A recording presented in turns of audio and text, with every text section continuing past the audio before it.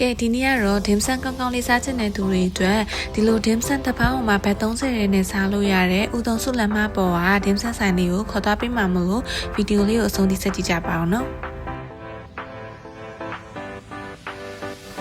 ဒီဆိုင်လေးကကြတော့ BTS ဥတုံစု station ကနေပြီးတော့10မိနစ်လောက်ပဲဝေးတယ်ဒီဥတုံစုလမ်းမပေါ်မှာရှိတဲ့ Kaishin Design ဆိုတဲ့ဆိုင်လေးပါဒီဆိုင်လေးကဒီဆိုင်လိုင်းပေါ်မှာတွေ့နေရလဲကြားရပေါ့နော်တော်တော်များများလည်း review ပေးထားဖို့ရယ်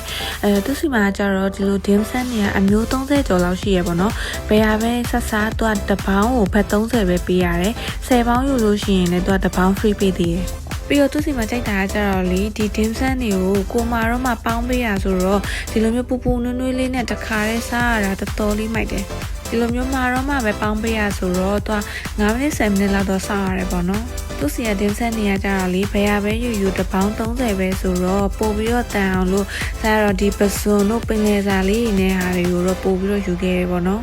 အဲ့တဲ့မှာစားလို့ကောင်းတာလေးဆိုလို့ရှိရင်ဒီပစွန်ရှိုးမှဖတ်ထုတ်ပေါင်းနေပြီးတော့ပစွန်ရင်းကြီးလေးနဲ့ဟာကောင်းလို့ quality ဖတ်ထုတ်လေးတွေရတော့လေsize လေးကြီးပြီးတော့တန်တယ်လို့ခံစားရတယ်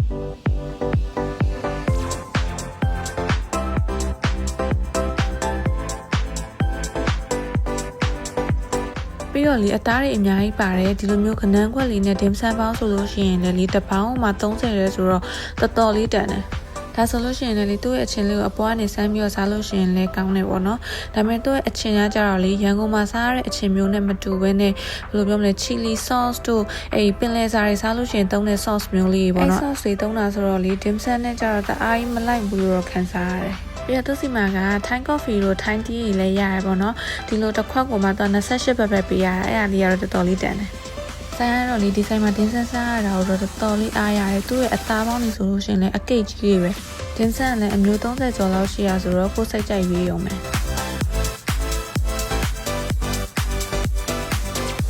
ဒါဆိုလို့ရှိရင်လည်းတိုဖူအကိတ်ကြီးရောမှာအသားရည်နဲ့အစားသွတ်ထားတာပေါ့နော်သူ့တိုဖူဆိုလို့ရှိရင်လည်း soft ဖြစ်ပြီးတော့နုနုအေးအေးလေးနဲ့စားလို့ကောင်းတယ်ဒါပေမဲ့လေတိုဖူရဲ့အစိမ်းနဲ့မျိုးမကြိုက်တဲ့သူဆိုလို့ရှိရင်တော့လေဒါလေးကိုတော့တိတ်ကြိုက်မှာမဟုတ်တော့ကြအနံ့လေးနည်းနည်းပါတယ်ပေါ့နော်ပြပေါက်စီဆိုလို့ရှိရင်လည်းသူအရသာလေးမျိုးနဲ့ရတယ်ပေါ့နော်စားရတော့ဒီ barbecue pork လေးနဲ့ယူခဲ့လိုက်တယ်ပြီးတော့သူစီမာလေး dim sum အပြင်မှာဒီဝက်နဲ့ရိုးစပြုတ်လာမသိဘူးအဲ့ဟာလေးလည်းတော်တော်များများမတောက်ကြရပေါ့နော်စားရတော့ဒီ17ပေါင်းနဲ့တင်ပိုက်ပြေသွားလို့မမာခဲ့လိုက်ရအောင်